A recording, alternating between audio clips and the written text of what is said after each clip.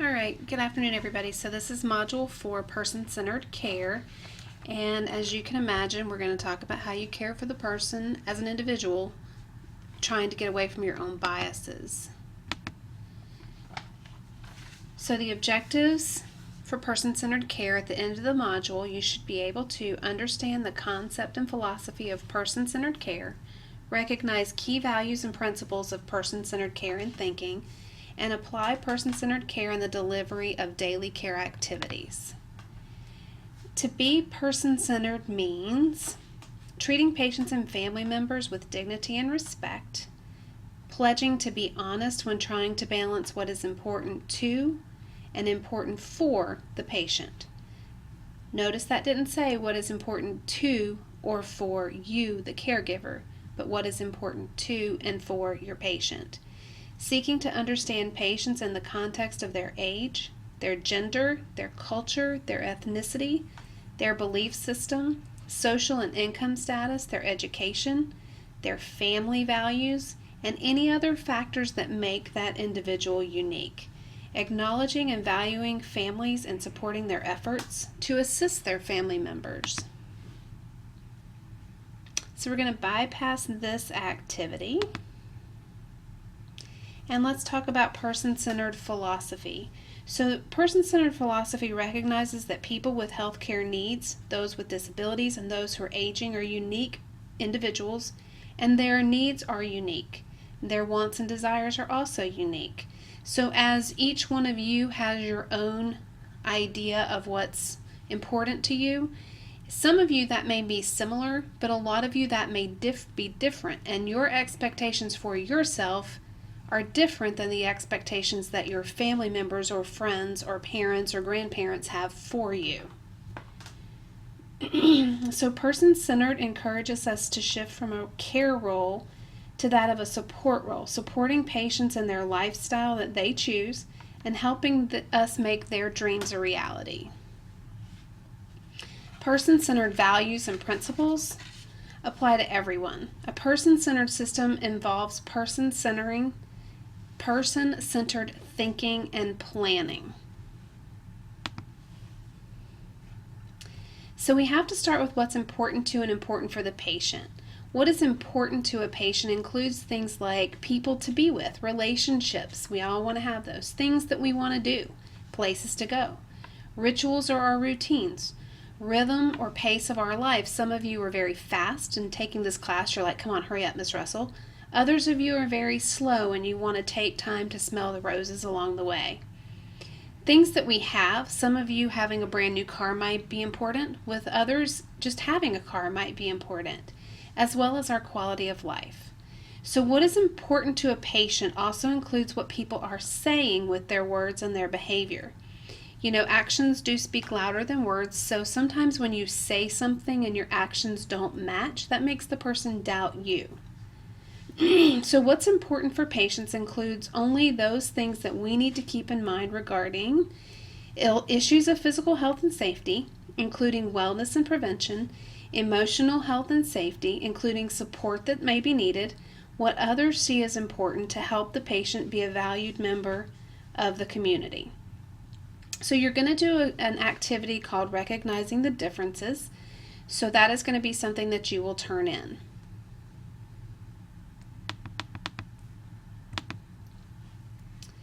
So person-centered planning is a set of promises, and what we promise is we promise to listen to what the patient says, to listen for what is meant, to act on what we hear, and to keep acting on what we hear. To be honest with the patient when what is being requested will take time, we don't know how to help get what is being requested, what the patient is requesting conflicts with staying healthy or safe, and we can't find a good balance between what's important to versus what's important for. So for example, you have a diabetic patient. We all know that diabetic patients should not eat sugar. But what happens when someone tells you, no, you can't have something? So if I told every single one of you that you can never again in your life have fast food, your first day you may do okay. Your second day you're going to want fast food. That's all you're going to think about is how are you going to get fast food. So the same thing with a diabetic patient. While it's not in their best interest to have a candy bar or a piece of cake, sometimes you just have to be willing to work with them and allow them to have a little bit just to get that I gotta have it out of the way.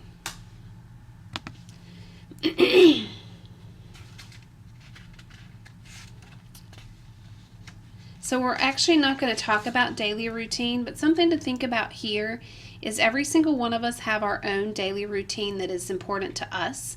It may not be what works for you, but it's important to me. So if I'm your patient, I take a shower in the morning.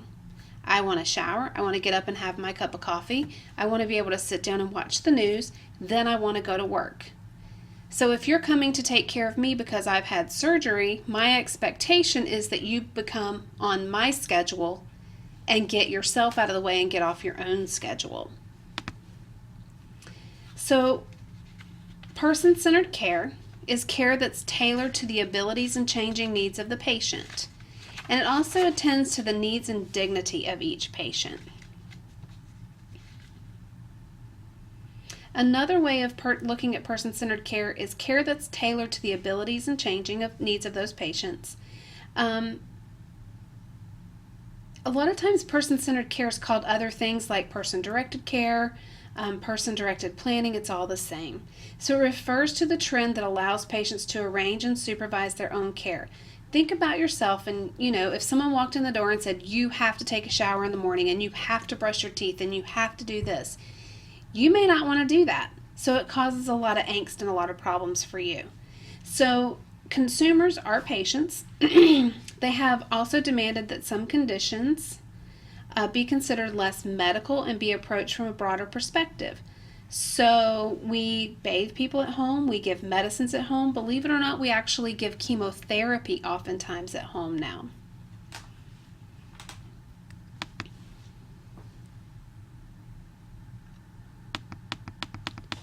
So person-centered care, we already know there are more and more people needing home care services now more than ever. It's estimated that 80% of people who need some sort of supportive assistance are not in institutions like hospitals, but mostly in their own homes. Person-centered care is guided by the thought that patients can shape and direct their own supportive services. However, agencies are often guided by their own schedules or rules for the home care aides. So the agency says you as the worker have X amount of time to do something, but your patient may want more from you, which takes more time. Too often, agencies plan patient services based on the availability of their own staff. For example, an agency has someone available who can go see a patient every day at noon. However, the patient is incontinent and needs morning care, so we need to go take care of them before noon. So we have to readjust our schedules. With person-centered care, patients feel empowered to live as independently as possible, as they are part of their own healthcare choices and preferences, directly affecting how they conduct their own lives. So with person-centered care, we need to get to know each patient for who they are. We appreciate and honor each patient's lifelong pattern by responding to each patient's preferences and needs. The patient may desire to sleep in later, bathe in the evening, have a more flexible schedule, which is more consistent with their lifestyle. These are things that we have to work out. Remember, we're providing care in their home. We are visitors in their home. They have control over that environment. We have to recognize that each patient can and does make a difference. So some of you may see a little old person. So those of you that are taking the nursing assistant class with me, you will go to the VA and you will take care of patients. So while they look like little 90-year-old old feeble people, when you sit down and spend time with them, which is what we do as part of our care, you realize that most of these people fought for your country. We have one patient who fought in World War II. He's 94. Hopefully he'll still be there. So we also have to respond to each patient's spirit as well as their mind and body. So we live in the Bible Belt. Some of you may not be religious. Some of you may be very uncomfortable to hear your patients read the Bible or read scripture or watch John Hagee on television or different things like that. But we have to get ourselves out of the way and understand and respect that patient's spirit. We also need to promote a healthy spirit by fostering fun and good humor. That doesn't mean some of the silly stuff that we do as kids or some of the silly stuff that we do as adults, but respecting where your patient is in their age and their sense of humor.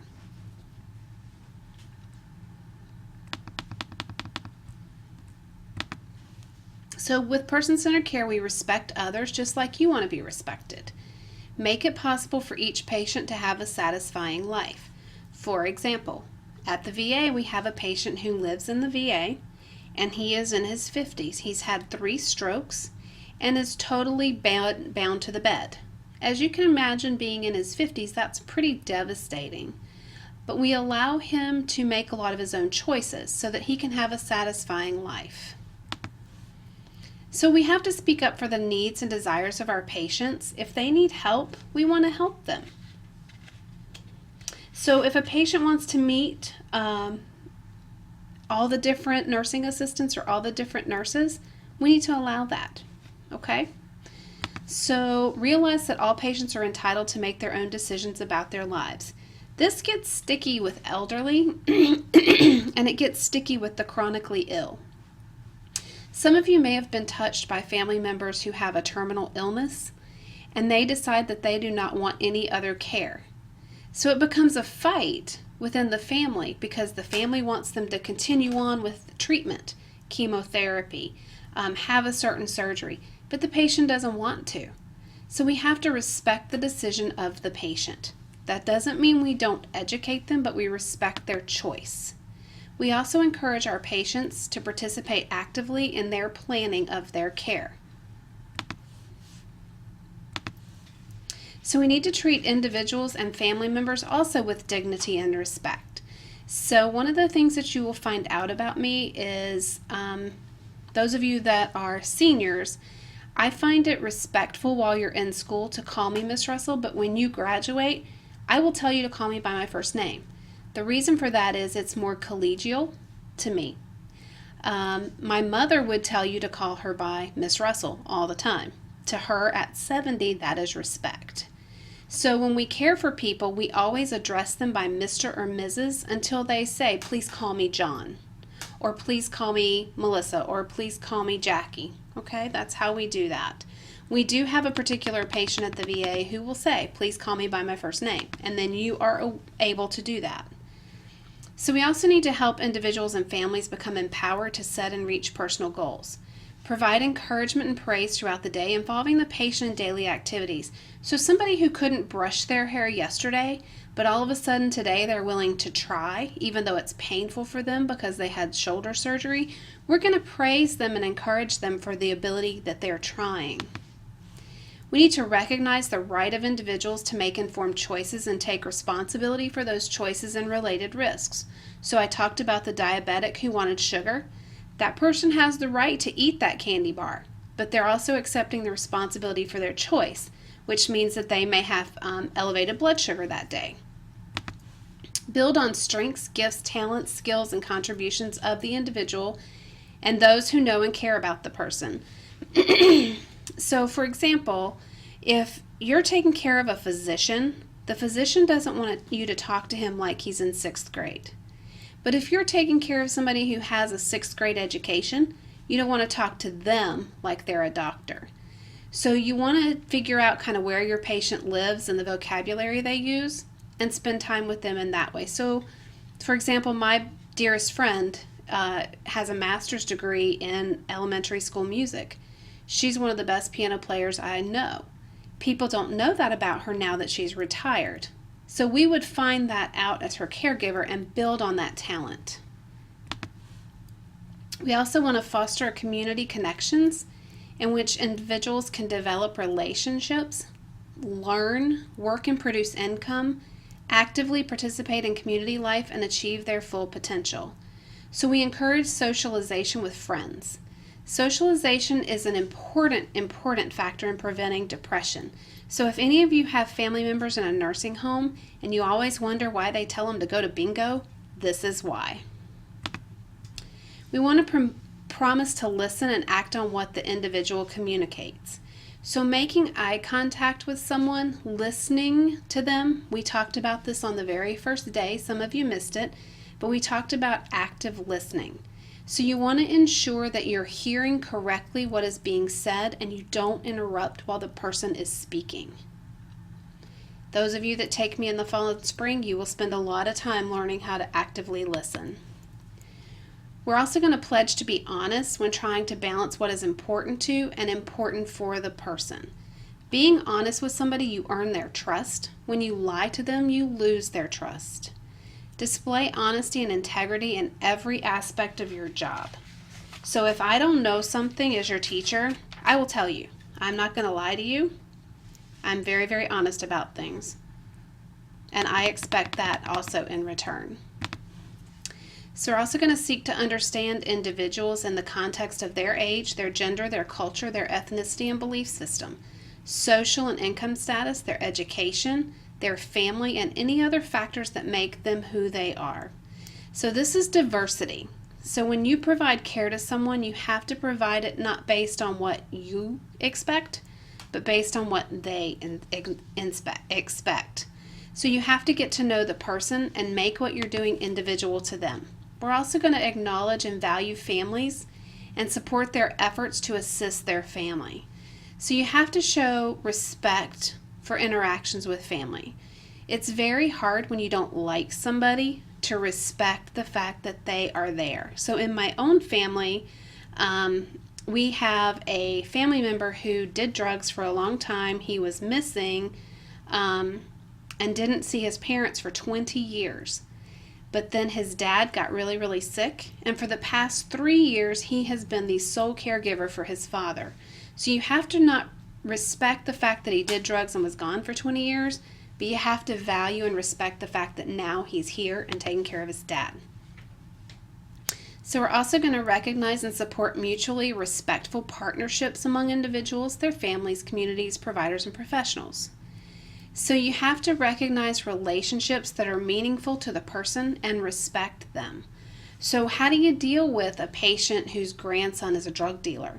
And you know he's a drug dealer, but that patient who's that person's grandma absolutely loves her grandson. So you have to find balance in that. We're also going to advocate for laws, rules, and procedures for providing services, treatment, and support that meet an individual's needs and honor personal goals. So we have to keep the care team aware of changes with the patient and their needs. We work on behalf of our patient to make sure we're meeting their needs, not the system's needs. We're also going to endorse responsible use of public resources to assure that qualified individuals are served fairly and according to need. So you have a patient that you go and see and they only are able to eat once a day. We all know that to be healthy we need to eat at least 2 to 3 times a day. So we can make referrals to places like Meals on Wheels to help our patients. So what does it take from the home care agency and staff to help promote person-centered care?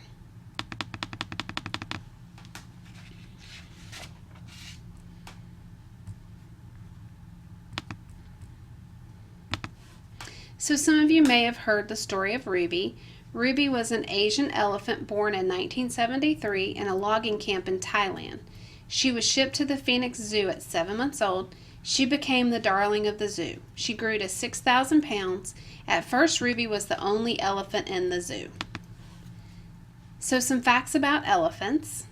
Elephants are social animals and do best with other elephants. Isolation is hard on young elephants. Elephants need to stay busy with physical activities while they're in captivity. So what has happened to Ruby since she had no companionship?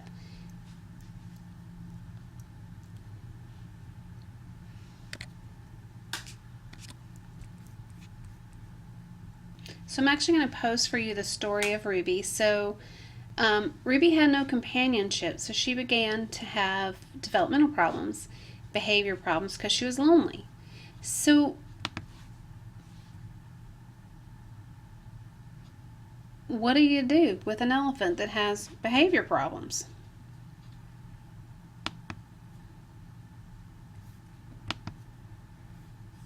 We wait for Miss Russell to get the computer working again. So what do you do with an elephant who has behavior problems? So they looked at her life situation and they made changes. They got her new zookeepers. They acquired other elephants for companionship. They got a new enclosure with more space. And what happened is the caregiver said, if I were her, if I were Ruby, what would I want my day to be like? So after that, she started to thrive. Her behavior problems disappeared, and her caregivers discovered that Ruby was talented, and the result was they gave her a new meaning and purpose to her life. So she actually painted. So Ruby chose her own colors, and she had a very keen sense of what color and in what sequence she wanted. Yes, there is such a thing as a painting elephant. So this painting convinced many doubters that Ruby really was an artist in her own right, even though she was an elephant. She thrived for 25 years at the Phoenix Zoo. So she was loved and missed by all who knew her. So she actually died, I think, in 2011. So the bottom line to that is our patients deserve the life that they choose. And it means what it tells us, that all living beings deserve a life full of meaning and purpose. Caregivers can affect the life of those they care for by opening our eyes and seeing who the individual really is. And what does it really mean to provide care to someone? What can we do to help those that we care for? Sorry, she died in 1998. There's a tribute of 2011. So that's the end of Module 4, Person-Centered Care. Have a good night, you guys.